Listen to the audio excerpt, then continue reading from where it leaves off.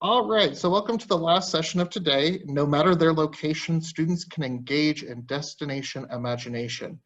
Um, uh, this is going to be presented by Neely Snook and Katrina Prince. Katrina Prince has been employed with the Portales School District for 18 years, working with the gifted students in 1st through 8th grades for 17 of those years. Neely Snook has 23 years of teaching experience and is the elementary enrichment teacher for Aztec Municipal School District. She is currently pursuing her doctorate in general psychology with an emphasis in cognition and instruction. So thank you, Neely and Katrina. The floor is now yours. All right, hello everyone. Thanks for joining us. Katrina and I'll take just a moment to share with you a little bit about Destination Imagination and our involvement with creative programs of New Mexico. And then we have a presentation to share with you. So Katrina, I'll let you start.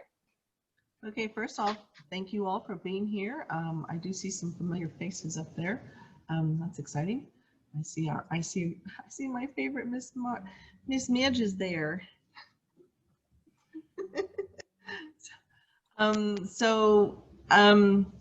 To start with, thank you all for being here, and we are going to be talking about Destination Imagination. There are some changes coming around with how Destination Imagination is going to be handled this year, but they are, in my opinion, all good, especially given our current circumstances. So if you guys have questions, we are going to be I think for the most part holding those till the end. Is that correct, Neely? Right, correct. Okay, and then we'll answer all those as we get to them. So, all right. Do you want to share your position on the board? Okay, sure. I am the president of Creative Programs of New Mexico, Inc., and the affiliate director for New Mexico Destination Imagination. Which means multiple hats, multiple roles. I'm also a team manager for my students here in Portales. So I feel your pain as a team manager, not knowing exactly how this is going to work. Sorry about that. I'm sitting in my classroom, so it's time for classes to change. So yeah, Neely, you've got the floor. Oh, sure. Thank you. So I am starting my 3rd year with the Creative Programs of New Mexico Incorporated Board. So those are the people that host DI for the state of New Mexico, Destination Imagination. And I'm starting my 7th year of involvement with Destination Imagination. And when I start to talk about this, ooh, I just get giddy. I love DI. It's kind of like when you go out to eat pie with your friends and you take a bite of just a delicious pie. Okay, pre-COVID. You're having pie with friends and you just like, oh my gosh, this is so good. You slide the plate over to someone else and you say, you've got to try this. You've got to taste this. And that's how I feel about DI. So I'm currently sharing my screen. Katrina, do you see our PowerPoint? Are we good? Yeah. All right. So we're just going to alternate through this. She and I will share a little bit. We realize a lot of you are viewing this from different locations. We know some of you are on a small screen or trying to multitask. So we will share a bit of what is on the screen. We'll just read out to you. We also know that you might want an opportunity to share this with someone else. So we will make this presentation available if you want to share with someone else, or if you find the information here powerful to enable you to share with administration, perhaps, as you seek funding. So here's our intro slide. Let me see if I can, there we go. All right, Katrina, you want to start with this slide? Sure. So Destination Imagination, or DI, is a global educational nonprofit organization that is dedicated to inspiring the next generation of innovators, leaders, and creative problem solvers. So we've highlighted those most important words to jump out at you, but we want you to understand that Destination Imagination has a vision and a mission both to inspire and equip participants to achieve anything they can imagine in life. And our mission is to engage participants in project-based challenges that are designed to build confidence and develop extraordinary creativity, critical thinking, communication, and teamwork skills. And we'll hit a lot of those points as we go through the slides. The first few slides are kind of the theory behind it, and then we'll get into the practicality, and hopefully you'll leave with some ideas on things you can do with your students as well. So with the history of DI, DI is, well, for starters, in my opinion, it is like the premier program for gifted and talented students, but it's also good for other students. So DI's been putting the A in STEM, which is now STEAM, for more than 20 years. It was founded in 1999. Sorry, if our students were here, they would, on campus, they would now be tardy. Our nonprofit organization continues to grow. We've got 38,000 volunteers across 30 countries. And DI has impacted more than 1 million participants with the purpose to inspire and equip students with invaluable 21st century skills, creative outlets, and the confidence needed to succeed in school, career, and beyond.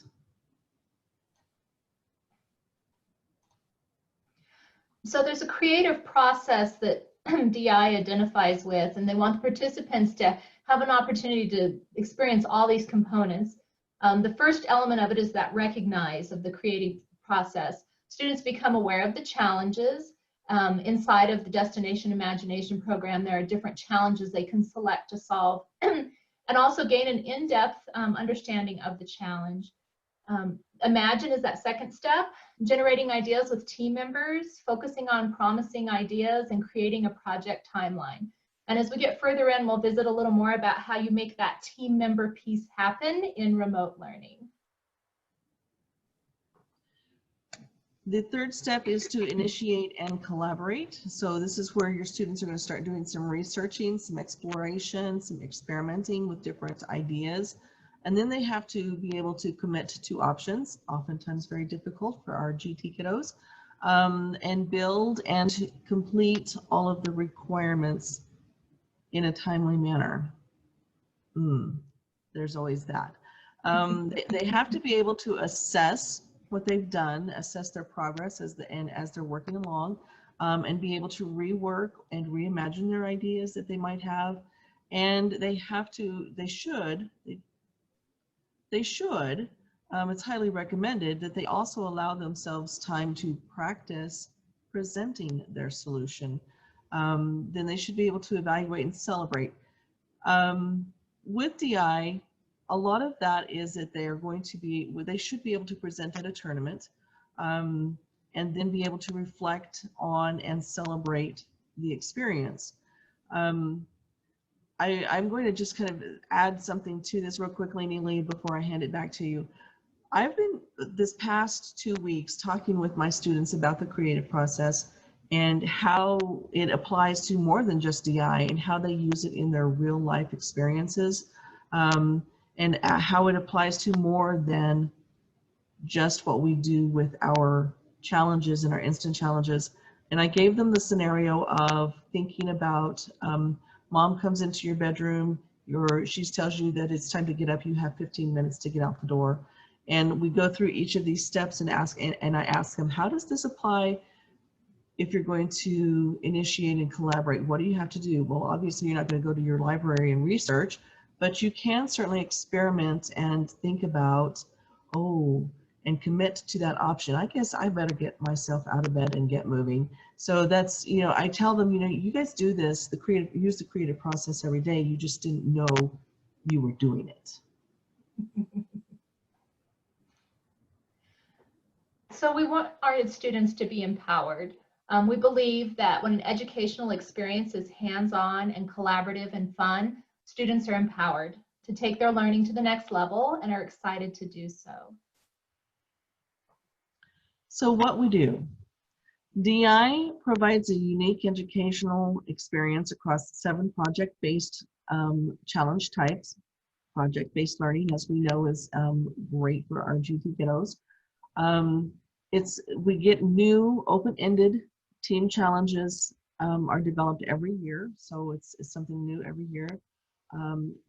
We have educators working on them, subject matter experts, and qualified volunteers all get together and develop these challenges to cover a wide range of student interests, and they do align to current educational standards, always a plus.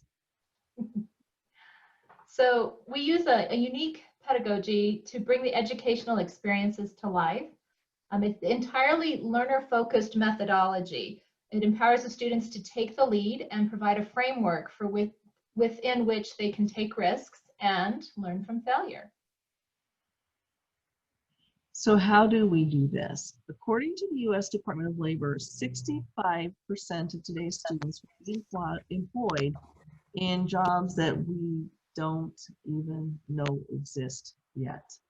That's kind of daunting. Our challenges allow our students to become part of a global community of confident creators and practice the essential skills that they're going to need to thrive in school, future careers, and into the future.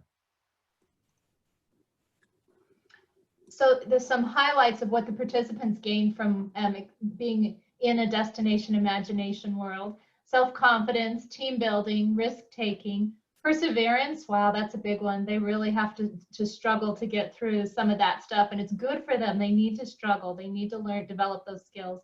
Project management, oh, another big one. Problem solving and creative and critical thinking. When someone asks me what is DI and I only can give them one sentence, I say it's a critical and creative thinking experience.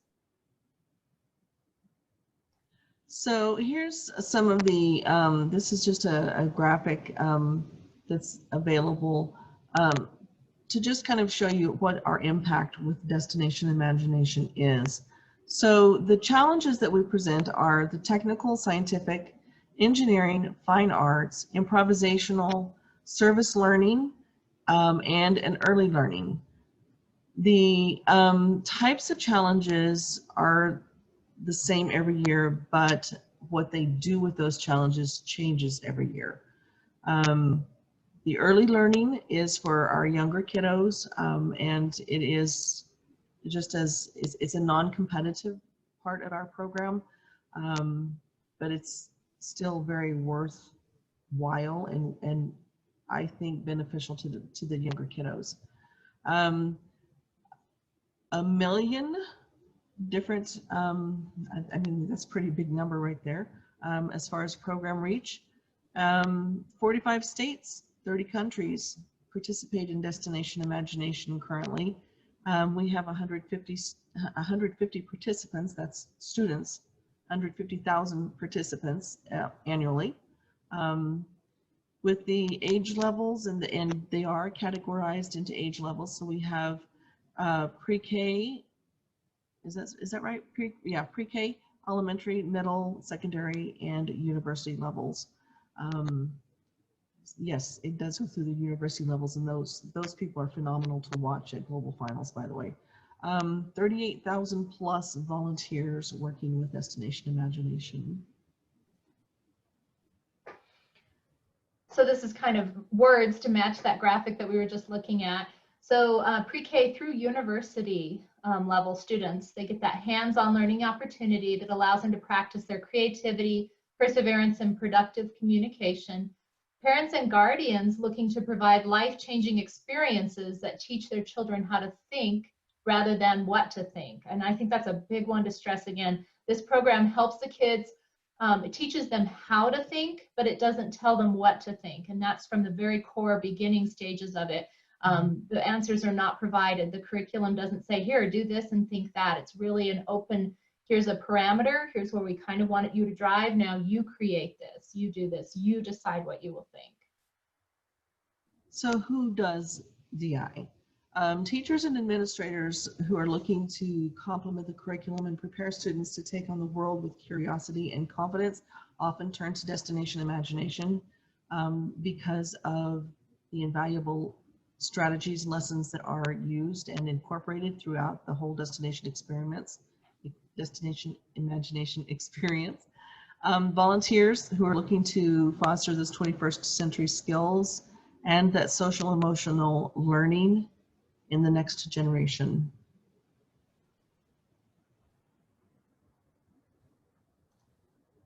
So we've covered the theory. Now let's get to the good stuff. The challenges that we're going to show you are little previews. This is just a little appetizer, if you will, of each challenge that we'll cover to share with you the category and the general direction that this year's challenge will cover.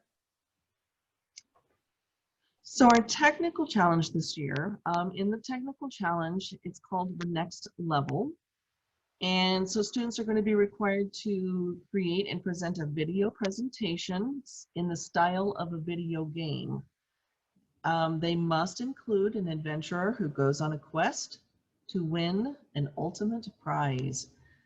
They will portray a special ability used by that adventurer, and they must incorporate 3 quest items and combine them to create a tool. They will create and present, of course, the 2 team choice elements. Those are pretty well required with every challenge presentation that's done. And it shows off their special interests, their special skills, or any areas of strengths or talents.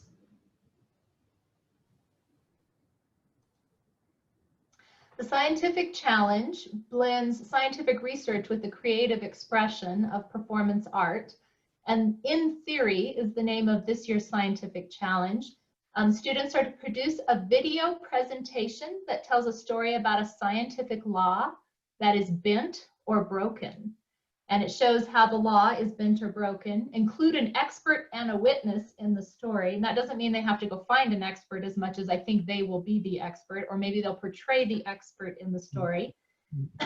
Use a documentary technique to tell the story in the style of a documentary film. So students would get to research, what is a documentary film? How do we show that?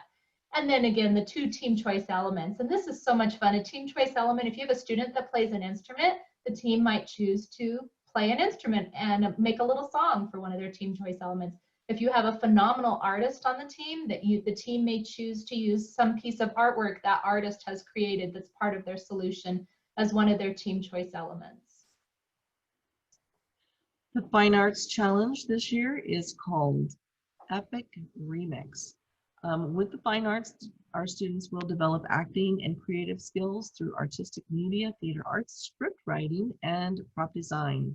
They'll use script writing for all of their challenges. And you will notice as we talk through these things, it's just kind of an embedded part for each challenge.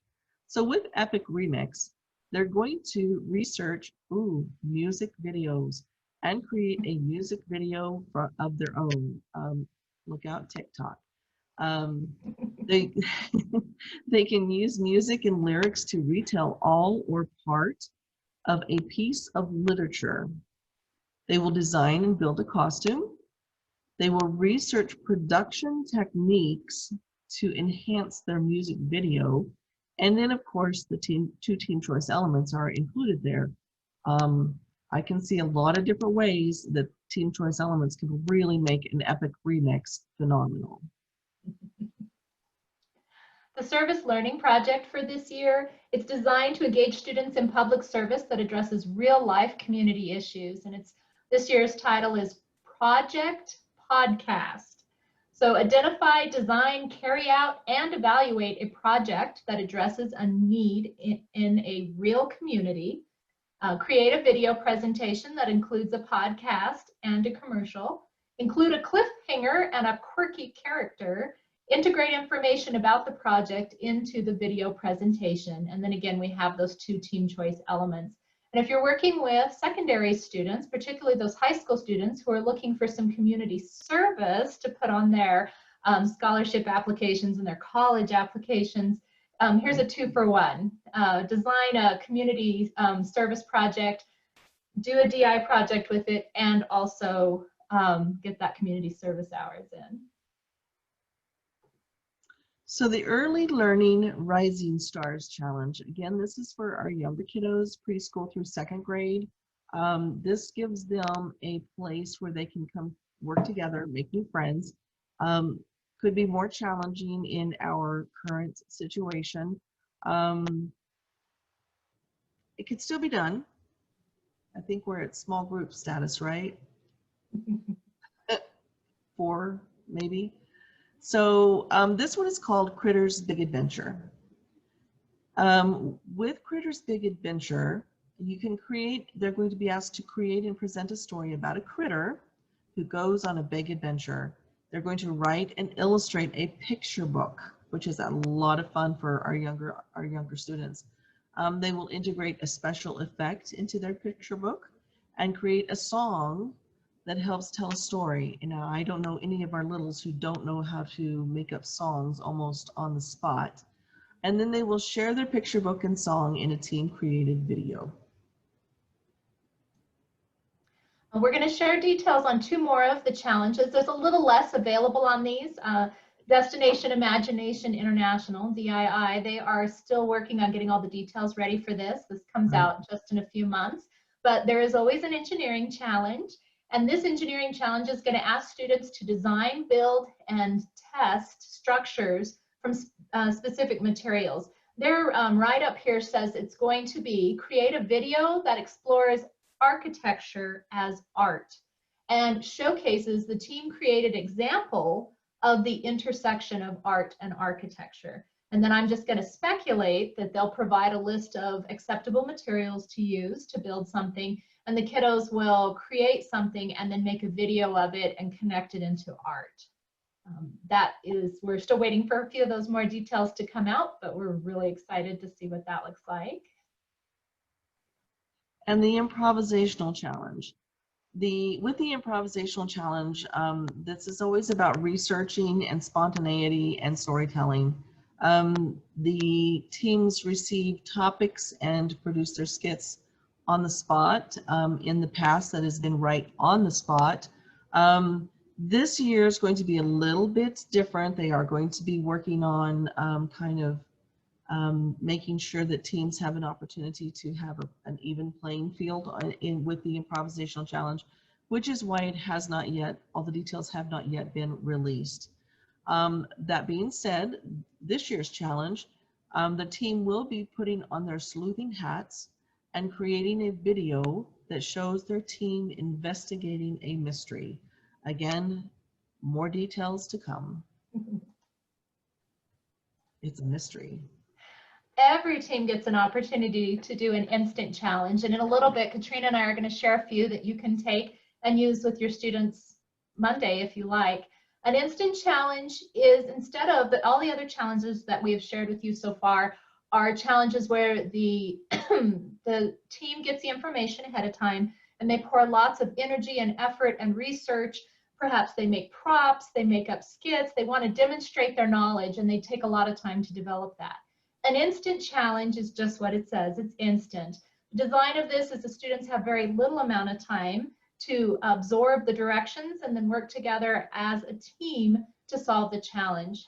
They require creative and critical thinking, quick thinking, and this is really important because as we grow globally in our cultural connections, and we need to learn how to communicate with people clearly, we need to know how to also respect other people's points of view and their brilliant ideas as well. And an instant challenge really puts those kids in the hot seat, gives them an opportunity to have to really focus hard for a common cause, working on teamwork and problem solving, and having to do it in kind of a real environment where they aren't going to get a chance to try it again. Destination Imagination is also a really good opportunity for kids to learn about how to fall forward or fail forward. I'm sure you've heard that before, where they're going to make some mistakes and they learn from those mistakes and improve forward, which is such an important life skill. They learn how to deal with frustration. They learn how to deal with disappointment. They also learn how they really own their successes so much more when they finally have that success. So this is one of the instant challenges. Yeah, it's kind of an instant challenge. Not really, but yes, it's a challenge. So this one's called the Egg Tower Steam Challenge.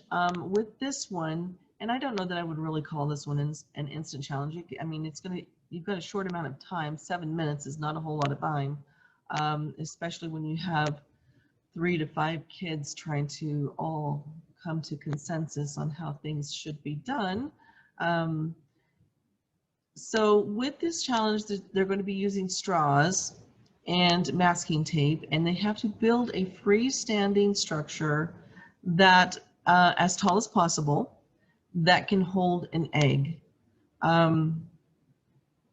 If you're brave enough, I suppose you could use a raw egg. I'm not sure I'm that brave. Um, it gives you a list of supplies and it tells you all about the scoring. With the scoring elements, you'll notice that they have it broken down so that they're going to get points for whether or not their structure successfully holds the egg 1 to 3 inches from the ground. 15 points if the structure holds the egg 4 or more inches from the ground. So the higher the structure goes to hold the egg, the more points they're going to get. 15 points if it is at least 12 inches high and holds that egg that high. Up to 20 points for the creativity of the structure, and up to 20 points for how well the group works together. Teamwork is essential with destination imagination. When we go out into the real world, we seldom are ever required to work alone in a cubicle where we don't have input with other people. So the ability to collaborate and communicate with others is essential with destination imagination. And before I go on to the next slide, I want to share a few things. I've actually done this challenge just this past week with my students. And my district is currently functioning in an online and hybrid model. So I have some of my students that are completely online. Some of my students are hybrid, which means they come to school 2 days and then they're online for the other days. And so how we approach this, and no touching anybody else's stuff. A year ago, in pre-COVID, this challenge would be 1 table, 15 straws, 8 inches of masking tape, 1 egg, and like 7 kids all trying to work together. Right now, because we're not using each other's supplies or touching, getting within 6 feet of each other, the people I have in person, I just gave them each their own set, and I just let them learn how to dissect the instructions. And there's a lot of valuable problem-solving skills that come in because, immediately that tape gets ruined. And I'm like, well, I'm sorry, but I don't have any more tape to give you. It only says 8 inches, and they have to learn how to recover from that. Also within the scoring piece, we talk about loopholes. If it doesn't say you can't, then you can. That's a big DI expression. And we look at that and we say, okay, how high is your egg for A and B? But what about C? Does that say your egg had to be 12 inches high? And no. And we talk about how could you make your structure be 12 inches high? It doesn't say your egg has to be on the top. And so we worked hard to definitely follow the rules that are there, but if it doesn't say you can't, then you can. And so there's a lot of creativity behind that. I also did this one 2 weeks ago with my students. This is a performance-based instant challenge. This one doesn't show a time constraint, although an instant challenge often will. And the kiddos got to pick from this list 3 people and create 3 rhyming messages that could be used as voicemail. And you can see the list there. There's a lumberjack and a movie star and an astronaut. And then the scoring, if your messages have at least 1 rhyme, and the creativity. And for as far as the teamwork score, how well you work together, I just tease my kids right now and tell them, well, if you didn't have a fight with yourself, you're doing well. For my online only students, I haven't done this one with them yet, but when I do this, I'm literally going to open up just like we are right now in a Zoom call, and I'm going to present this, and they're going to have to work together. And we're going to figure that out. We haven't had a lot of experience problem solving together as a team, but that's definitely a format that DI can support this year. Some of the creativity was neat. I saw these as isolated 3 different messages. I had some kids put them together into an ongoing conversation between the characters. And so there was some fun creativity there. So this is another example. So there are engineering, building, physical instant challenges. This one is a performance-based instant challenge. Now, I did do that one online. My kiddos are all strictly online with the voicemail, and I did exactly what you were saying. We're using, with my district, we're using Google Meets, and so they're all visible to each other in the little Google Meet stream. And what makes it really nice is I muted my own mic, so I didn't even have an opportunity to have input, which we're not supposed to have.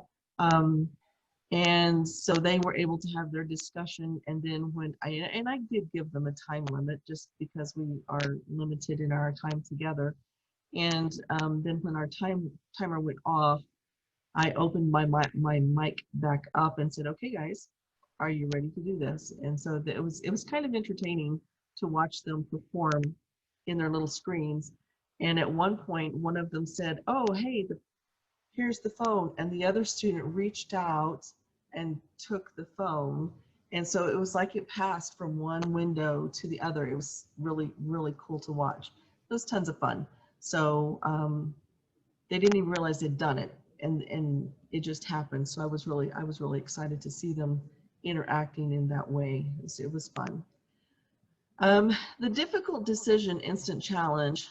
Their task with this one is to create a tool or tools that will help them in making a difficult decision, and then to present a performance in which you use the tool or tools that you have created. So this one is going to be a performance and task-based solution here. So they'll have 5 minutes to create a tool and plan and practice their performance, and then they'll have 2 minutes to present. And it gives them always a list of supplies. I haven't done this one yet, to be honest. I haven't done anything with structures yet because of the fact that we are all online, and I haven't quite figured out how to say to the kids, okay, go gather this, or whether I need to somehow or another transfer those things to their families. I haven't figured that part out. If you have a viable solution for that, I'd love to hear it. And of course, the scoring is there, and always the how well your team works together is important. Creativity is always considered. It's just tons of fun to do these kinds of challenges. If you have any of your kiddos face-to-face, this would be a good one to work with as well. And you've heard Katrina and I mention a lot, no teacher input. Your job as the teacher really is just to provide the opportunity, or as the parent, because DI can also be something that you organize in a homeschool environment as well. You transfer all that power to the students, to the child. You let them decide how to do it, and you have to just bite your tongue. And if you will wait long enough and you hold back long enough, you are going to be amazed at the things they come up with. In order to up your creativity points, you can often alter or change, like if a drinking straw is usually used as a straw to drink from, but instead you're using it as legs for a tower, that's a challenge. If it's a paper straw and you tore the paper straw in half because you had a good reason to and you were going to use it that way, that's part of the creativity score. So the more you can change and alter things to serve the point of the challenge, the higher your creativity score is. So now we've talked about the theory behind it, and we've shared the challenges with you, and we've talked about the process. Now we want to talk about what this looks like in New Mexico, and then we're going to share a few logistics on how to bring this to your students, both the financial details and also how to make this work in a virtual format. Do you want to start with that slide, Katrina? Sure. So in New Mexico, Destination Imagination is hosted by Creative Programs of New Mexico, Inc. CPNMI is a nonprofit organization that is very excited to bring DI to New Mexico's kiddos. Our role is with CPNMI is that we provide support for our team managers. The teams work virtually or in small groups to create their solutions, and we will be having in New Mexico this year a virtual tournament. What we have heard from several of our school districts is that they're not going to be allowed to travel under the current circumstances. So we are going to be hosting a virtual tournament this year. All team solutions will be due, which means they're submitted by video on April 9th of 2021. And we will have a virtual celebration and awards presentation on the 24th of April.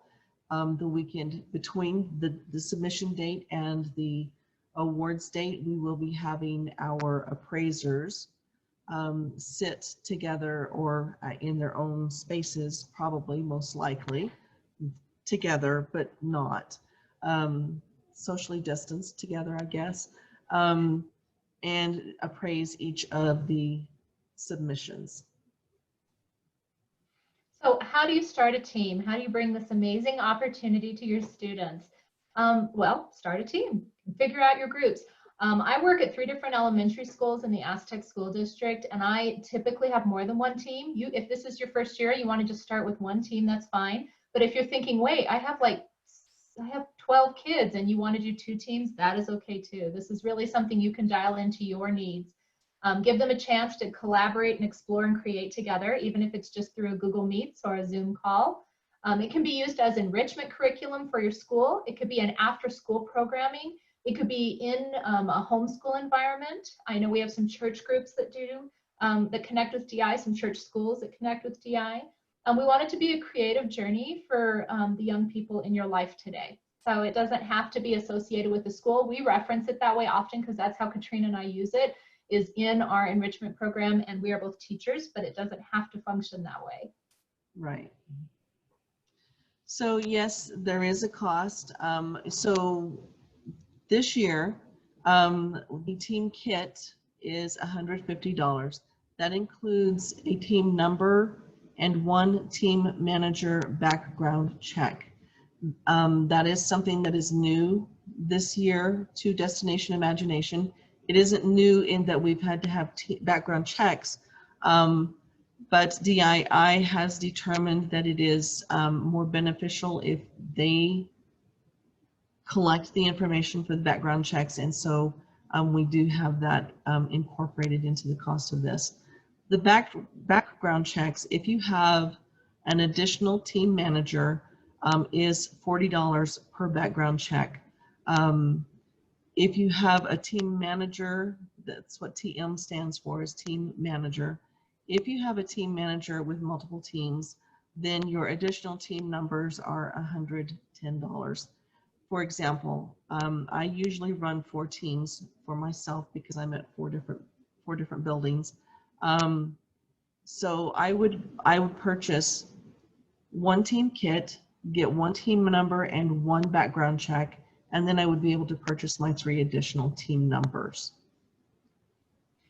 So we want to show you what this looks like. This is an actual snip from a shopping cart when you go to purchase your team number. So the base price of $110 for the team. Then there's the background check of $40. And I wanted to show this to you because I thought it was a little bit confusing. I wanted, when I first looked at it, I didn't understand how the things were falling into the cart. They'd separated out the background check.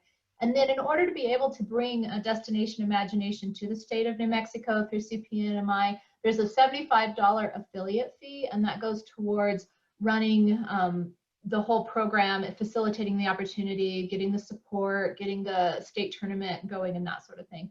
So if you were going to just buy 1 team and 1 team manager, it shows 2 items are in the cart, but that is for a single team for a grand total of $225. We don't want that to be a surprise because some people will write a grant or go to their administrators asking for money, and then suddenly you pop it in and the affiliate fee wasn't listed on that first screen, and we don't want that to be a surprise. So your first team would be $225, but then after that you wouldn't have to pay for that background check for the next teams. Some teams have more than 1 team manager, and that's okay. You just pay that background check fee for each team manager. Okay, so the principles of DI are that learning should be fun. Your students will, or your kiddos, the ones that are working with DI, will explore STEM and STEAM concepts in a hands-on environment. They will be involved in creative problem solving. They have to learn how to think, not what to think. Our job isn't to tell them you must do this in order to accomplish that particular answer.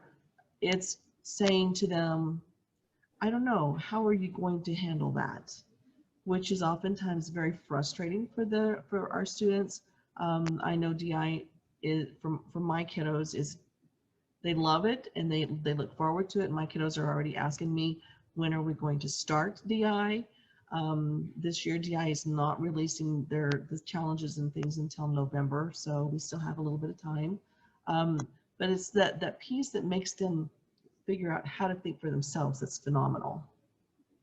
And to expound on what Katrina said, even to the point of, if you went to your students or the children that you're working with and you said, I really think you should use super glue, not regular glue, you should use super glue, that actually disqualifies the use of super glue. Any suggestion that an adult or a non-team member makes can't be used in their solutions. So we want to just caution you on the front side not to even try to plant those ideas. Don't even suggest that stuff. You could say to them, well, what adhesives do you have? Or what do you think you could use? That's okay, but coming to them and saying, oh, you shouldn't use duct tape for that, it'll tear it. Or, oh, you should not make that sound at that point because it doesn't make sense in the program. Any sort of thing like that, the children can no longer use that as part of their solution. So we just want to caution you, it's really teaching them how to think and not telling them what to think. It's kid-powered and team-driven, energizing the students with their own decisions, creations, and results. It's a friendly competition. We've worked really hard to bring it to you virtually this year. We want the kids to experience that. It's a big moment for them. And we know that many students would not get to do it, if anybody, if we were having an in-person tournament this year. So DII, our parent group, and then also CPNMI, the New Mexico group, has worked really hard to get this into a virtual format. Hence the name, Destination Imagination. They can engage no matter their location, right? Motivates the team because it's a friendly competition, also teaches them to root for each other. Global diversity, this is a big thing. Encourage and celebrate the differences in each other and differences of ideas. And like we said, it is a small team, it is a medium state, but it also can go to an international level as well. Here's another graphic. So with global finals, in New Mexico state tournament first place teams qualify to compete at the Destination Imagination Global Finals Tournament. So with that, this little graphic here, and there's a website that you'll also be able to link to, 15 plus countries, 7,000 plus usually students, 554 plus volunteers. It's an amazing experience if your students actually get to go to global finals.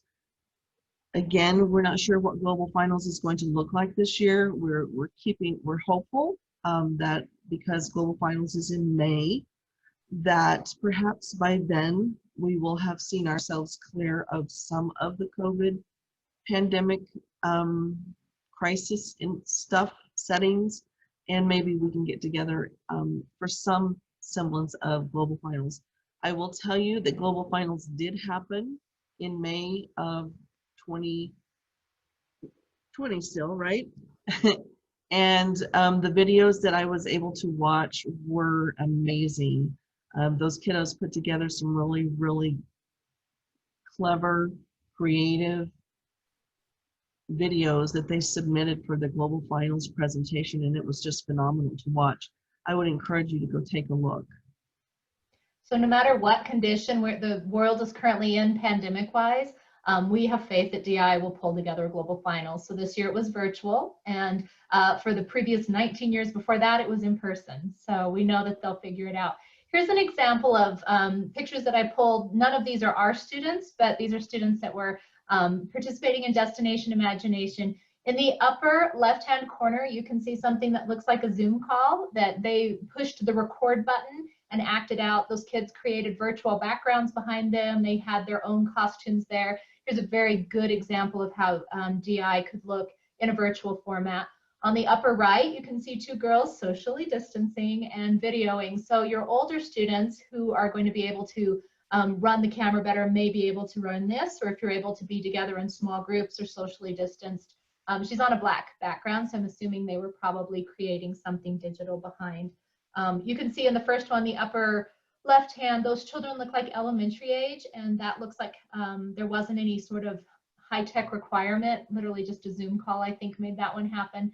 In the lower left side, this is a picture actually taken pre-COVID, so these kiddos are a little closer together. But if your group was able to get together, or maybe you have a large family or an extended family or a church group or some group that's already spending time together, here's an example of, it looks like probably a middle school team in their costumes, in their backdrop, and acting out a part. So options, you can do it virtually using Zoom or Google Meets. You can do it socially distanced. You can be in person, small group.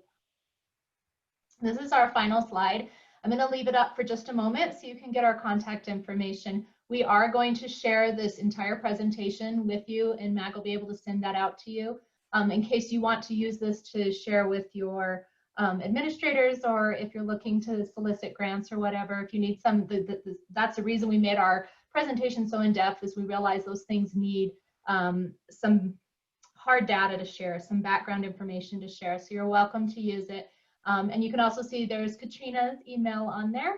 Our webpage, we're super proud about this. Our webpage is freshly minted and pretty easy to find. It's the name of the group, CPNMI. So that's Creative Programs of New Mexico Incorporated. So cpnmi.com. We're also on Facebook, different name there, New Mexico DI, because that's how we identify there. I'm going to stop sharing my screen so our faces get a little bigger, and I realize there's probably some questions, and so we want to make sure we saved some time to address those as well.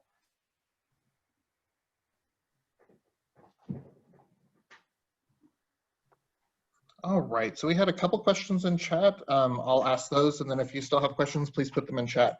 So first off, Corey wanted to know what type of software do your students use for video production, and does DI have specific requirements for that? To my knowledge, there are no specific requirements for any of their software that they might use. There is not, right now, my students have not actually produced anything like this. I can tell you that with what I saw, it was probably Zoom. They were the majority of what I saw the kiddos using in their global finals presentations was probably Zoom meetings or Zoom recordings, so that one student was in one frame, another student in another frame, and then they just meshed it all together. So it's not complicated. It's something that the kiddos should be able to have access to fairly easily, since they're already in this Google Meets Zoom environment. To kind of expand that question, so there is no prohibition on using video editing software? None that I'm aware of. Now, that might be further explained in each of the challenges as they're explained, the rules. Okay. It might get more specific there, but I have not actually seen the challenges myself. Okay, another question comes from Heather. Are homeschooled students allowed to participate in DI? We would love for homeschooled students to join us, absolutely. Okay. Melissa would like to know, do you need to buy the program in order to get access to the instant challenges? Are we talking the instant challenges for competition, or are you talking just instant challenges in general? Melissa, would you please clarify in chat or unmute and clarify? Just in general, like the ones that you just showed us. Okay, those are going to be available. Actually, if you go onto the Destination Imagination website, there is a resources area, and some of those are going to be available there. And I'll also add to that, if you go on Facebook and you like Destination Imagination, you can scroll back in their history. They put out a lot of stuff when we went into pandemic. The ones that we actually included in our presentation were actually cut from the Facebook page and from Destination Imagination. So you'll find some great ones that are really easy to do in a virtual format there. Okay, so another question I have is DI seems fairly similar to Odyssey of the Mind. Could you speak of any differences in those in the two programs? So that one gets a little complicated. Yes, they are very similar. There are some significant differences, however. One of the things that we have found is a very quick difference is that Odyssey of the Mind does not offer, for one, they don't offer the improvisational challenge. So that's something that is specific to DII. The pricing is different. There's some things that are very similar but very different. If you purchase a Destination Imagination program and you decide not to participate, you don't have to return the materials. Last thing I saw with Odyssey of the Mind is if you decided not to participate, you were required to return materials. I don't know if that answers the question or not. And to be perfectly honest, that was kind of, it's an interesting story. And way to go to discover how similar they were, because many years ago they were one entity. And so Yes. you're right, to identify they feel the same, they really did have kind of the initial nuclear start, and then they went off into two different directions a little bit, but they are very similar. Okay, so we have another question about homeschooling, and I'm so glad to see that that is being represented here as well. Absolutely. Is there a way for homeschool children to become involved as an individual student or and not a group, or do they need to find a group? And if so, how would they go about that? So as far as with homeschool kiddos, you're going to have a team, because an individual student is not a team. A team is going to be 2 to 7.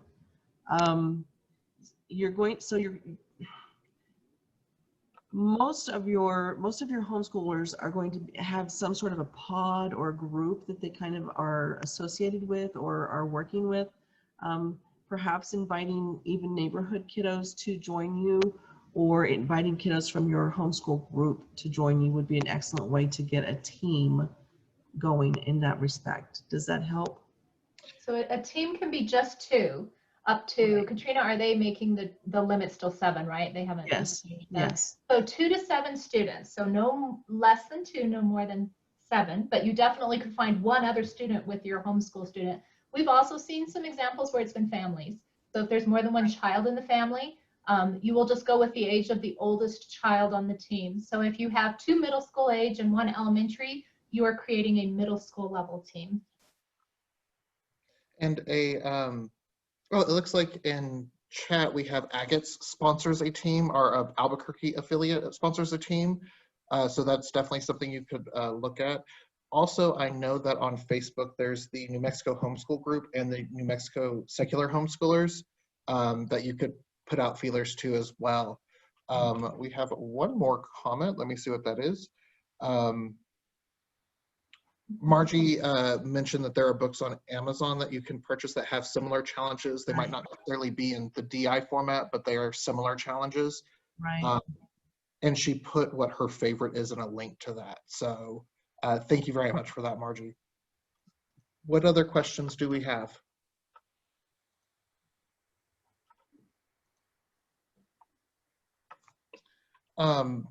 Natalie, would you be willing to speak a little bit more about Agates and how they might sponsor a team and how they would go about contacting people for that? Sure, Chris, this is Natalie. I was speaking off the cuff because I think my kids would be super interested in that. And I think it would be a great thing for Agates to try to do. Normally our programming is for students in the Albuquerque area, but I don't see any reason why we would need to limit it in this case, given the pandemic. If there are students that are interested and we can get enough students together that are of similar age, I'm sure Agates would be interested in getting involved. I don't know of someone in particular as a team manager or a team leader, but if there's a teacher or an interested person that wants to do that, they can definitely reach out to Agates. We have some resources, and I can't pre-commit, but I would expect Agates would be willing to pay the fee. I know that you also, if you are in the Four Corners area, which is Cibola, San Juan, and McKinley County, if you reach out to the Four Corners Associates, we would be willing to work. I would also suggest reaching out to possibly the South Central affiliate or to our Northeast affiliate, which we're getting off the ground. Let's see, Corey asks, do either of you happen to know why the DI Instant Challenge Shaker phone app is no longer available? That I have no idea about. I would be happy to inquire from DII and see if there's something I could, shoot me an email, Corey, and I will be happy to ask about that. Thank you for reposting that, Scott. I had that written down and I completely had overlooked it. Scott had a question about, do you have suggestions on how to get instant challenge materials to online students? Well, I know a lot of the instant challenges that we've seen so far for that online piece are going to be performance only. And so you may not need materials as far as that. Katrina and I showed you a blend so that you'd have an example of both kinds. But from what I was able to gather from the teams that competed at the global finals, the one that happened in May, all of the instant challenges that were presented were performance only. So like the voicemail one that we saw, if I was just going to guess like how I'm going to try to do it with my students, my online only students, I might pull together a packet. Usually instant challenges need things that are just junk, you know, just some straws and some foil and some duct tape or whatever. I may make little packets and maybe leave them at the school office, because our schools are half open, you know, hybrid, and tell parents they could stop and pick that up. However, if you're thinking forward to helping them prepare for the competition, my hunch is a virtual tournament means performance only instant challenges. What do you think, Katrina? Yeah, well, I don't know that I don't know that it is or not, honestly, because the instant challenges this year are going to be more than just you walk in, because obviously the kiddos are going to have to do this in front of a camera in some sort of a virtual format. My understanding of the way instant challenges are going to work for competition this year is that the kiddos are going to have like a 2-day period to put together their presentation and then have to submit the presentation to the appraisers. So it's if they do have to have supplies, it will be something they can find easily around their home. Okay, it looks like Marjorie has given us another book to look at, Zoom on, or Improv on Zoom. It looks like it's verbal challenges and games that are geared towards these performance instant challenges. So already I would like to thank Katrina and Neely for their presentation today. I know I am definitely going to be digging more into this for my middle schoolers. So thank you very much. Some closing business for today. We would like to thank you for your participation in the first day of our 2020 conference. We hope that you had a wonderful time and that you were able to find some sessions that worked well for you. If you have any questions or comments, please feel free to reach out to myself, to the NMAG board members, either on Twitter or through our email, and just some information about how tomorrow morning is going to work. So tomorrow morning, we start at 7 to 8 a.m. with our Meet Our Sponsors and Vendors. For most of you who were here early this morning, that's going to be the same video that you saw. So please take that extra time to sleep in, join whenever you will. I'll be doing another quick refresher on the expectations for our virtual conference, but it's the same things you saw this morning. If you'd like to come back again, please do. If you'd like to sleep in a little bit, please feel free to do so. After that, at 8 o'clock, we are starting our general meeting for our yearly annual meeting, where we'll be electing new officers, we'll be announcing award winners, and we will be looking at approving some changes to our bylaws. If you are interested in looking at the bylaw changes, please go to the NMAG website. If you are interested in joining the board, the positions that are currently going to be up for re-election are our community, or our publicity chair, our recording secretary, and our president-elect. Please know that the president-elect is a 3-year commitment, because you go president-elect, president, and then past president. So if you feel like you are willing to make that time commitment, please consider joining us for our board meeting and running for those particular offices. Like I said, if you have any questions, please let us know.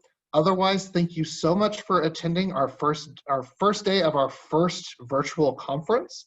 Hopefully it went well for you. If you have any questions or comments, please feel free to ask. Otherwise, have a good afternoon, and we'll see you tomorrow morning.